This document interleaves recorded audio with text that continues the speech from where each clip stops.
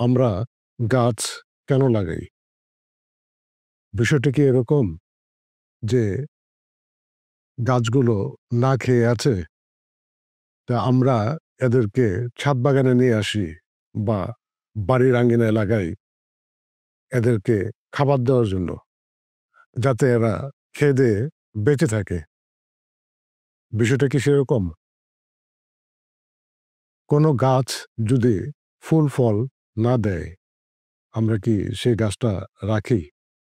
অনেক সময় রাখি, সেটা ব্যতিক্রম। কিন্তু আমাদের মূল উদ্দেশ্যই হচ্ছে গাছ থেকে ফুল-ফল পাওয়া। এই দুটোর কোনো উদ্দেশ্যই যদি সাধিত না হয়, তাহলে আপনি এই প্রতিদিন গাছে পানি দিবেন, মাঝে, মাঝে সার দিবেন, কীটনাশক দিবেন, আপনার মূল্যবান সময় দিবেন। এগুলোর কোনো মানে নেই। আর কেউ এটা করবেও না, অন্তত যিনি বুদ্ধিমান বা বুদ্ধিমতী তারা এগুলো করবে না। আমাদের উদ্দেশ্যই হচ্ছে গাছ লাগাবো, গাছ থেকে হয় ফুল পাবো, আর হয়তো ফল পাবো। আমি অনেকের কাছ থেকে প্রশ্ন পাই যে গাছের ফুল ঝরে যাচ্ছে, গাছ বড় হচ্ছে না। এগুলোর কারণ সম্বন্ধে জানা না থাকার কারণেই আসলে এই সমস্যাগুলো হয়। আমাদের বাংলাদেশের মাটিতে অনেকগুলো প্রয়োজনীয় উপাদানের সংখ্যা কম আছে। মোটামুটি আপনার ফলন পেতে হলে, মাটি থেকে ফলন পেতে হলে ১৭টি উপাদান থাকতে হয়। আমাদের বাংলাদেশের মাটি থেকে প্রায় ৮টি উপাদানই হারিয়ে গেছে। এখন আপনাকে ফলন পেতে হলে অবশ্যই এই ঘাটতি মেটাতে হবে। আর ঘাটতি মেটাতে গিয়ে সার প্রয়োগ করতে হবে। আবার ধরুন, পদ্ধতি আছে।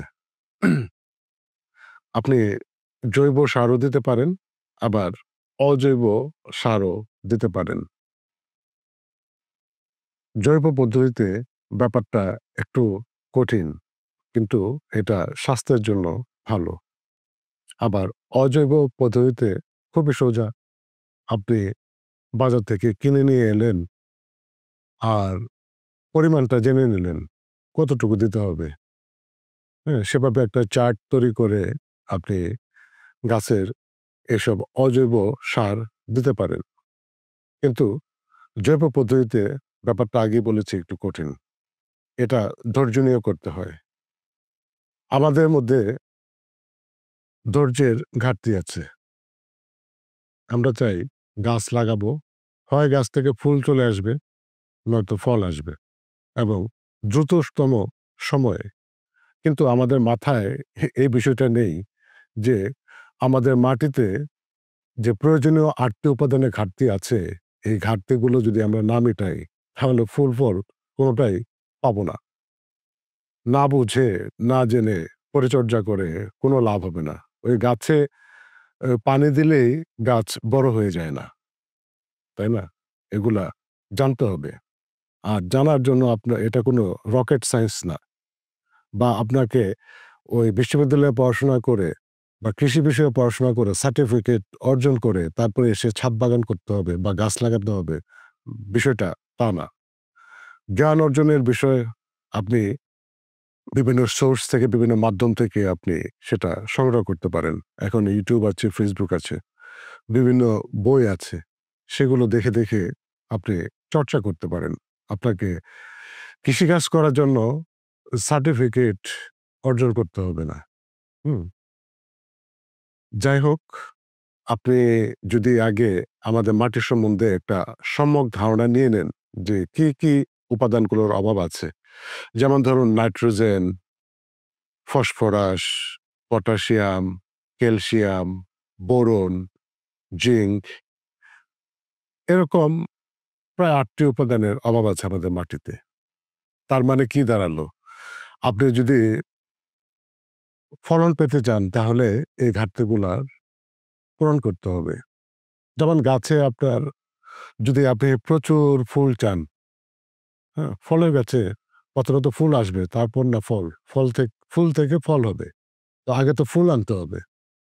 তো এই ফুল এগুলো পাওয়ার জন্য কি করতে হবে? আপনার এই মাটিতে পটাশ দিতে হবে। পটাশ থাকতে হবে। আবার গাছের বৃদ্ধির জন্য কি থাকতে হবে মাটিতে? নাইট্রোজেন থাকতে হবে। তাই না? আবার এই গাছটাকে আপনার শক্তপোক্ত করে, হ্যাঁ, যেন বেড়ে উঠে সেজন্য কি করতে হবে?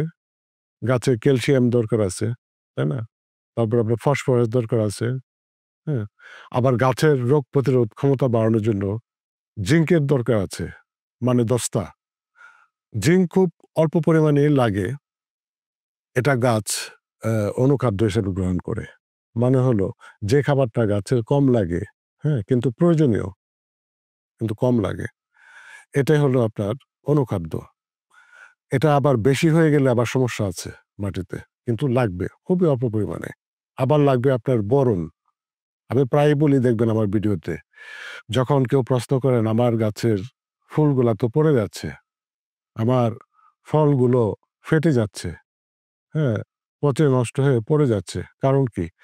এর কারণ হলো এই বোরনের অভাব। মাটিতে বোরনের অভাব।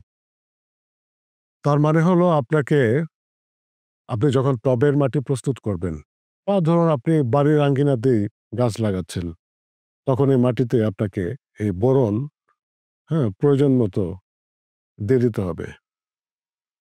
গাছ লাগানোর আগেই, মাটি প্রস্তুত করার সময়। ঠিক আছে? আবার ধরুন গাছে যখন ফল আসতেছে, গুটি হচ্ছে, তখন আবার এই বোরন দিয়ে দিতে হবে। এটা আ মাটিতেও দেওয়া যায়, আবার স্প্রে করেও দেওয়া যায়। তো এই বিষয়গুলা কিন্তু জানতে হবে। না জেনে আমরা অনেকেই বিভিন্ন রকম গাছ লাগাই। আর তারপরে আর সেগুলো সামলাতে পারি না। তখন বিরক্ত হয়ে যাই, হতাশ হয়ে যাই। তাই ১ম এ যেসব গাছ করা সহজ, যেসব সবজি লাগানো সহজ যে ধরনের, সেগুলোই আগে শুরু করা উচিত। অল্প পরিমাণে এবং খুব সহজে যেসব গাছ থেকে আপনার শাকসবজি পাওয়া যায় বা ফলন পাওয়া যায়, সে ধরনের গাছগুলো বেছে নিয়ে শুরু করা উচিত। ১ম এই আমি ওই ডালিম বা বেদেনা করে ফেললাম, হ্যাঁ? বা আম লাগিয়ে ফেললাম, তা না। হুম? ১ম এ আমি একটু সহজ দিকে যাবো, যখন আমি শুরু করতে যাচ্ছি। অভিজ্ঞতা অনেক বড় একটা বিষয়। এটা আপনি ওই যে বই পুস্তক পড়ে এই অভিজ্ঞতা দিয়ে আপনার কাজ হবে না। যারা দীর্ঘদিন ধরে এই গাছ লাগাচ্ছেন, তারা এগুলো লাগাতে বুঝে যান কোনটার জন্য কি করতে হবে। তারা গাছ দেখলেই বলতে পারেন যে এই গাছকে এখন এই খাদ্য দিতে হবে। হ্যাঁ? এটা হলো অভিজ্ঞতা। আর অভিজ্ঞতা অর্জন করার জন্য আপনার ওই শিক্ষিত হতে হয় না। শুধুমাত্র শিক্ষিত মানুষরাই যে জ্ঞানী হয় তা না। হ্যাঁ? অশিক্ষিত মানুষও জ্ঞানী হতে পারে। জ্ঞান একটা ভিন্ন বিষয়। হ্যাঁ? আপনি কৃষিকাজ করে কৃষক যে জ্ঞান অর্জন করেছে, এখন আমার মতো এই শিক্ষিত মানুষরা একজন কৃষকের সঙ্গে পারবে না। কারণ উনার হলো বাস্তব জ্ঞান। হ্যাঁ? এটাই বলছি আরকি যে সোজা কিছু দিয়ে ১ম এ শুরু করুন। তারপরে আস্তে একটু কঠিন ধরনের চাষাবাদের দিকে যান। আর হচ্ছে জৈব সার প্রয়োগ করবেন না অজৈব সার প্রয়োগ করবেন। এটা আপনার চয়েস। তাই না? কিন্তু আমাদের মূল উদ্দেশ্য হচ্ছে গাছ লাগাচ্ছি, গাছ থেকে ফুল-ফল পেতেই হবে। যদি ফুল গাছ লাগাই তো ওই গাছে ভরে যেন ফুল আসে, হ্যাঁ? দেখলে ভালো লাগবে, পরিশ্রমটা সার্থক মনে হবে। তাই না? তাই আমাকে সেই ব্যবস্থা নিতে হবে। আবার ফল গাছ লাগালেও যাতে গাছ ভরে ফল আসে বা আ দেখে আমার ভালো লাগে অন্তত সেই পরিমাণ ফল আসে আমার পরিশ্রম অনুযায়ী। সেটাই হলো উদ্দেশ্য। এখন সেইভাবে আপনি আপনার কর্মপন্থা ঠিক করবেন, পদ্ধতি ঠিক করবেন। আপনি জৈব পদ্ধতিতে চাষাবাদ করবেন না অজৈব পদ্ধতিতে যাবেন। আমি আগেই বলেছি জৈব পদ্ধতি একটু কঠিন। আর অজৈব পদ্ধতি এটা রেডিমেড প্রসেস। আম পরিমাণটা জানা থাকলে কি পরিমাণ সার কতটুকু দিতে হবে, কিভাবে দিতে হবে জানা থাকলে করা সহজ। এখন এটা আপনার চয়েস। আবার ধরুন আপনি জৈব এবং অজৈব এই দুটোই মিশ্র পদ্ধতিতেও করতে পারেন। এবার আসি আপনার কীটনাশক দিয়ে। একই কথা কীটনাশকের ব্যাপারেও জৈব কীটনাশক এবং রাসায়নিক কীটনাশক। এটা চয়েস আপনাদের। যদি জৈব পদ্ধতিতে করে থাকেন তাহলে আপনাকে চারা গাছ লাগানোর পর থেকেই এই গাছে জৈব কীটনাশক নিয়মিত দিয়ে যেতে হবে। যদি বন্ধ করে দেন তাহলে কিন্তু গাছ আক্রান্ত হয়ে যাবে পোকামাকড় দ্বারা, হ্যাঁ? নষ্ট হয়ে যাবে। এটা আপনাকে একদম রুটিন ধরে, ধরে করতে হবে। জৈব কীটনাশক আপনাকে গাছে স্প্রে করে দিয়ে যেতে হবে। এটা ৭ দিন পর, পর হতে পারে, ১০ দিন পর, পর হতে পারে, ৩-৪ দিন পর, পর হতে পারে, অবস্থা বুঝে। আবার কি ধরনের জৈব কীটনাশক ব্যবহার করবেন যাতে সহজে বাড়িতে তৈরি করে নিতে পারেন, এগুলোর বিষয়ে আবার অনেক রকমের ভিডিও আছে। অনেকে বলেন যে, "ভাই আপনি এই একটা বিষয়ের জন্য অনেক রকম পদ্ধতি কেন দেখান?" হ্যাঁ? যেমন ধরেন আপনার সার দেওয়ার ক্ষেত্রেও আপনি দেখাচ্ছেন লাউ গাছে এই সারগুলো দিলে ফলন আসবে, প্রচুর ফলন হবে। আবার পরে আবার আরেকটা পদ্ধতি দেখাচ্ছেন। হুম? এখন বুঝতে হবে পদ্ধতি অনেক আছে, তাই না? উদাহরণ দিতে পারি, আপনি আপনার চলাচলের জন্য আপনার ট্রান্সপোর্টের প্রয়োজন। এখন আপনার সামর্থ্য অনুযায়ী সেটার ব্যবস্থা করবেন, তাই না? আপনি পাবলিক বাসেও চড়ে যেতে পারেন, আবার সাইকেল কিনতে পারেন, মোটর বাইক কিনতে পারেন, মোটর কার কিনতে পারেন, তাই না? এটা নির্ভর করবে আপনার সামর্থ্যের উপর। যেটা আপনার সুবিধা হয়। আমি অনেক রকম পদ্ধতি দেখাই। এখন যার যেভাবে সুবিধা হয় সে সেটা ব্যবহার করবে। আর দেখানোর কারণও আছে। সবসময় যে এক পদ্ধতি কাজে লাগে তাও না। আবার কাজে লাগলেও মাঝে, মাঝে একটু পদ্ধতিগুলো বদলে দেয়া ভালো। কীটনাশকের ক্ষেত্রেও তাই। আপনি যদি অ্যা একই রকম কীটনাশক বারবার ব্যবহার করতে থাকেন তাহলে কিন্তু এই পোকামাকড়ের আপনার রোগবালাইয়ের এগুলার রেসিস্ট্যান্স তৈরি হয়ে যায়। তখন আর এগুলা ভালো কাজ করে না। তাই আপনাকে এগুলো একটু পরিবর্তন করে দিতে হবে মাঝে, মাঝে। আপনি এই সপ্তাহে এক ধরনের কীটনাশক দিলেন, আগামী সপ্তাহে আরেক ধরনের কীটনাশক দিবেন। এভাবে যদি পরিবর্তন করে দেন, এগুলো ভালো কাজে লাগবে। আর আগে বলেছি জৈব পদ্ধতিতে করলে ধৈর্য ধরে করতে হবে। হুম? আর গাছ আক্রান্ত হয়ে গেলে তখন জৈব পদ্ধতি খুব একটা কাজ করে না। আর আমাকে অনেকে বলেন যে, "ভাই আপনি একটু এই রাসায়নিক কীটনাশক এগুলার নাম-টাম বলেন।" দেখেন এগুলা বলার এখতিয়ার আমার না। আর আমি এগুলা বলবও না। রাসায়নিক কীটনাশকের নাম বা ছত্রাকনাশকের নাম। ছত্রাকনাশকের নামটা বলা যায় কিন্তু রাসায়নিক কীটনাশকের নামটা আমি বলি না। কারণ ধরুন আপনি এটা ব্যবহার করলে একটা সমস্যা হলো তখন আমাকে ব্লেম দিবেন।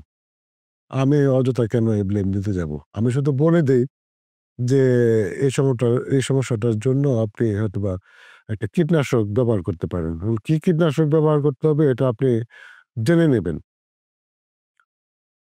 কারণ হলো এগুলা বলার আ মানে অনেক মুশকিল আছে। আর জৈব পদ্ধতিতে সমস্যাটা নেই। কারণ হলো আপনি জৈব পদ্ধতিতে কীটনাশক ব্যবহার করলে এটার কোনো সাইড ইফেক্ট নাই। কাজে না লাগলেও সাইড ইফেক্ট নেই। হোমিওপ্যাথির ওষুধের মতো। এটা আস্তে, আস্তে কাজ করে বা নিয়ম ধরে কাজ করতে হয় কিন্তু সাইড ইফেক্ট নাই। এখন ধরেন অনেকে রাগ করেন যে, "ভাই আমি তো জৈব কীটনাশক ব্যবহার করলাম, কাজ হচ্ছে না।" কাজ হচ্ছে না কেন এটা আপনি বুঝতে চাচ্ছেন না। আমি বারবার বলি যে, "দেখেন চারা লাগানোর পর থেকে আপনাকে জৈব কীটনাশক স্প্রে করে যেতে হবে। গাছ সুস্থ অবস্থায় আছে। এই সুস্থ অবস্থায় থেকেই আপনাকে স্প্রে করে যেতে হবে জৈব কীটনাশক। অসুস্থ হয়ে গেলে তখন আর জৈব কীটনাশক দিলে কাজ করবে না। খুব একটা কাজ করে না। চেষ্টা করতে পারেন যদি আপনি এই জৈব পদ্ধতিতে থাকেন। আর যদি আপনি রাসায়নিক পদ্ধতিতে চলে যান, তাহলে অনেক পদ্ধতি আছে। সেগুলো আপনি অবলম্বন করবেন। আর আমার এই পেজটা মূলত যারা জৈব পদ্ধতিতে করে এবং বিশেষত যারা বাড়ির আঙিনায় ২-৪ টা গাছ লাগায়, ছাদ বাগানে ২-৪ টা গাছ লাগায় এগুলা তাদের জন্য। এখন কলার খোসাতে, পেঁয়াজের খোসাতে আপনার প্রচুর পটাশ সার আছে। আমি বলি যে এগুলো দিতে পারেন ফুল আনার জন্য। এখন কেউ আমাকে প্রশ্ন করে যে, "ভাই আমার তো ১ একর জমি, আমি কিভাবে দিব?" এই প্রশ্নটা করাই কি উচিত বলেন তো? কারণ আপনার তো বুঝা উচিত যে ১ একর জমিতে আপনি কতগুলা কলার খোসা লাগবে। এই কলার খোসা আপনি বাজারে গিয়ে টুকিয়ে নিয়ে আসবেন। আবার ক্যালসিয়াম সারের জন্য ডিমের খোসা লাগে। ১ একর জমির জন্য আপনি ওই ডিমের খোসা বিভিন্ন হোটেলে গিয়ে এগুলা বস্তায় ভরে টোকায় নিয়ে আসবেন। হ্যাঁ? এগুলা তো কমন সেন্স এর বিষয়। এগুলো প্রশ্ন করার দরকার পড়ে না। তাই না? আপনি যখন বৃহৎ পরিসরে চাষ করবেন, আপনি সেভাবে প্রস্তুতি নিয়ে করবেন। সেখানে আপনাকে সেই ধরনের চাষাবাদের ব্যবস্থা আপনাকে রাখতে হবে। তাই না? ২-৪ টা গাছ যারা লাগায় ছাদে, বাড়ির আঙিনায়, তাদের জন্য এগুলা সহজেই কলার খোসা দেওয়া, পেঁয়াজের খোসা দেওয়া, ডিমের খোসা দেওয়া। তাই না? এগুলা একটু বুঝার চেষ্টা করবেন। আমরা এমন প্রশ্ন করব না যে আমার আ যে জ্ঞানের বহর প্রকাশ করার কোনো দরকার নাই। আমার বুঝা উচিত স আমি কোনটা কার্যকর, কোনটা কার্যকর না। কোনটা সহজ, কোনটা কঠিন। কৃষি কাজ করতে হলে আপনাকে সেভাবে প্রস্তুতি নিয়েই করতে হবে। আমি অনুপ্রাণিত হয়ে গেলাম, তারপর অনেকগুলো গাছ লাগিয়ে ফেললাম, তা না। আমাকে আগে জানতে হবে। অল্প করে শুরু করতে হবে। যাই হোক আমার এই ভিডিওটা হলো এই বিষয়গুলা নিয়েই কথা। তো আমাকে যারা প্রশ্ন করেন রাসায়নিক কীটনাশকের ব্যাপারে এই প্রশ্নগুলা একটু কাইন্ডলি করবেন না। এগুলার ব্যাপারে আমি কোনো সাজেশন দিব না। এক্ষেত্রে আপনারা ওই উপজেলা কৃষি অফিসার আছে, তাদের সঙ্গে যোগাযোগ করে নিবেন। তাদেরকে আপনি সরেজমিন দেখাবেন। দেখার পরে উনারা বুঝতে পারবেন যে কোনটা দিলে কাজ হবে। এখন আমি একটা বলে দিলাম আন্দাজে, হ্যাঁ? এতে আপনার ক্ষতিগ্রস্ত হওয়ার সম্ভাবনা থাকবে। আর আমি এটা বলব না, আপনাকে ওই সুযোগ দেব না আমাকে ব্লেম দেওয়ার জন্য। যাই হোক, সবাই ভালো থাকুন, কৃষি কাজ করুন। ধন্যবাদ।